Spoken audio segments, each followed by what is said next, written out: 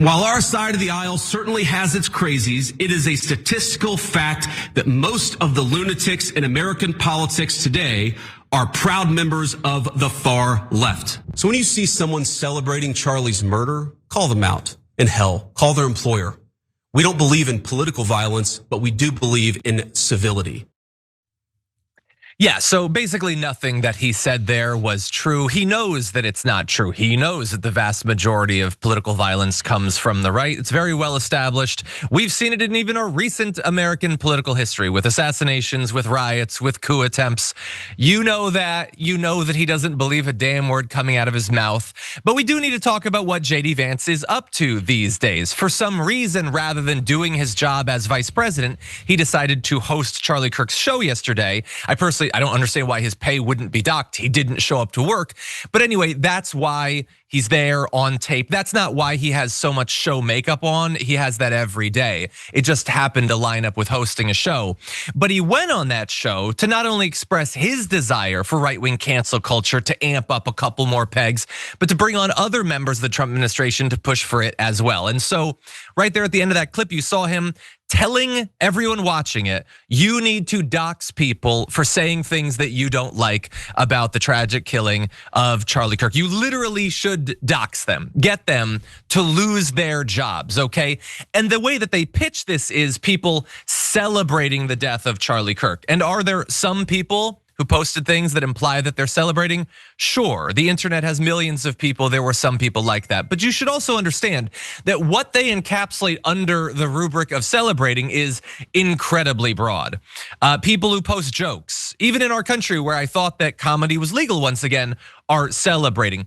People who quote Charlie Kirk are celebrating. Again, none of this has anything to do with actual values. This is about people they disagree with and they want them to lose their jobs. They are delighting in an Orwellian 2-minute hate against the liberals. And here you have not just Laura Loomer pushing forward or Ben Shapiro. This is the president, the vice president, Stephen Miller, all of them. They are unified in free speech is done. You are not free on social media. You can and should suffer severe consequences of your life if you post something on Twitter or Instagram that we don't like. And it's a bit ironic considering what the right has even recently said, what the Trump administration has recently said, including that the DHS recently said that if you post videos of ICE agents, you're doxing them and you should be locked up for that. Not like, posting their home address or anything, just literally a video of ICE. You could go to jail for posting that. But I guess these people who are trying to get like teachers and seamstresses fired around the country are probably not going to be investigated by Pam Bondi. And the context, of course, is that JD Vance has pretended for years, as everyone on the right has, that, oh God, they love free speech. Oh, First Amendment is so important. It is so important to not get down on people for saying things you disagree with. Stop demanding political correctness. Stop being woke scolds.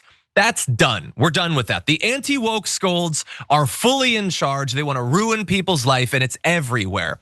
And before we jump into our discussion, which we're going to get into, I just want to fact check again, needlessly, the thing about the majority of violence being from left wingers, which he knows is a vicious lie. There are many studies, including ones conducted by the United States government, by the DOJ, showing that the vast, overwhelming majority of political violence was perpetrated by right wingers. Although some of it, interestingly, thank you. We'll get to that in just one sec. Interestingly, some of these studies are a little bit harder to find than they used to be because evidently in the last 4 days, the Department of Justice took down one of their studies that showed that white supremacist and right-wing political violence far surpasses any other form. It's just gone. I guess it was politically incorrect. Factual, true, based in reality, but politically incorrect according to the regime. So that's gone. So now we go to this where it shows the sources of political violence. Left to right, you're moving through the years from 1994 to 2020. You can see, by the way, in 2020, there's almost no political violence that was not conducted by the blue bar, which is the right wingers. Now, if you go back further in history around 2000, 2001, 2002, you actually see that there is more left-wing incidents right there. And I saw that and I thought, what the hell was going on around the turn of the millennium where there was so much left-wing terror and all that? And the people who did the CSIS, they explained It was mainly it was left-wing attacks targeting property associated with animal research, farming, construction, things like the Animal Liberation Front, the Earth Liberation Front. And I was like, oh yeah, I do vaguely remember that when I was young. They would like try to destroy like a bulldozer that was going to take down a forest or something. So to be very clear, those are not murders on that chart. They're not doing attacks against humans. They're destroying property, just to be clear. In the more recent years, we're talking about actual assassinations. We're talking about mass shootings. We're talking about all of that sort of stuff. And you can see here, the ADL also shows murders connected to political extremism. 55% is white supremacist, 14% is anti-government. Other right wing is 6%. Left wing is 4% right there. I don't know what the 4% is, but sure, I'll give them 4%. All of these facts, Luke, are incredibly inconvenient when you're trying to get a cancel culture up and going. So I apologize for putting this out there, but what do you make of what's going on? This is the first we've talked about all of this insanity. Well, first, just on the topic of the stats around political violence, I'm sure you saw this, but months ago now, Grok would be asked this question, Grok being the Elon chatbot through X, and it would say the data that you just outlined. To which Elon Musk responded, Grok is being stupid, I'm gonna fix Grok. And even now, after he supposedly fixed Grok, meaning tried to change Grok, giving an accurate answer on the reality in America of political violence and where it's disproportionate, still, I just asked Grok and the same answer came out. So even with whatever guardrails that Elon Musk put through, still, that's how overwhelming the data is, that it has to. Otherwise, it would just be completely lying, which I guess even Grok isn't programmed to do at this point in time. And it gives the same accurate answer.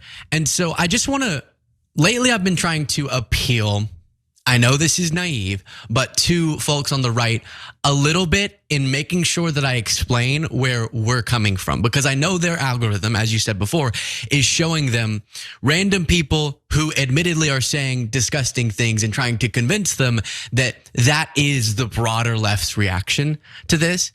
Just know when John and I are discussing the facts, it's because the only way you can be serious about solving a problem, which we should all want to unite around addressing, being political violence, then you have to start with being truthful about it. And we have to actually understand the problem. If you're lying like JD Vance did about the facts on the ground of this horrific problem of political violence in America, then clearly you're not serious about actually proposing a solution. That's what I keep going through on the show, which is I've been so disheartened. It's not that I didn't expect it. I know the Trump administration, we all could have expected what their response was going to be. But you would think after something so horrific and so tragic and devastating for the Kirk family and the loved ones of Charlie Kirk, that people in these high positions of power, and right now it's pretty MAGA dominant, that they would feel some obligation to present a better path forward. Now, again, even as I'm saying that, I think everyone goes, oh, rolls their eyes, because we knew that probably wasn't going to be Trump's approach. But then to see the extra inflammatory and just outright dishonest language coming out of the Trump administration, and then what feels so irresponsible and so insulting to the reality of an assassination like this, for it to be exploited for these political outcomes and clampdowns and things they wanted to do already, but now they're just saying it's in the name of Kirk. And that to me is so devoid of empathy and of just an obligation to, and this phrase is now kind of laughed at because we failed so miserably, but the lower the temperature thing that previously the country would kind of talk about in the wake of something like this has been thrown out. And now it's just how much can we heat it up? And one of the key parts of the argument they have to bring forward to do that is lying about the truth of political violence and where it's mostly coming from. Doesn't take away from the tragedy of this, doesn't mean that people mocking it aren't saying terrible things, but the influential folks, there's a big contrast in how they're responding, and in the influential positions in the Republican Party, it's just further inflaming. Yeah, 100%. And as you say, I guess, considering the last few years, not super surprising that it's going that way, but it is really grotesque. And I think the most important thing that you said there is they were already trying to do this stuff. they're exploiting the death of Charlie Kirk to do it. But like all this stuff about cracking down on the left, like the donors, they're trying to destroy Act Blue. They were already talking about doing that before he died. All of this, all that, like Trump was bringing up, George Soros should be in jail. He said that like 2 weeks ago before Charlie Kirk died. They're just exploiting his death and it's grotesque. And everybody gets to grieve in their own way. They get to hurt in their own way. And I'm sure most people who are closest to Charlie Kirk, they agree with all this politics. So, if they can even acknowledge it, they probably don't care that his death is being exploited. For me, if it was me, I would find this to be grotesque.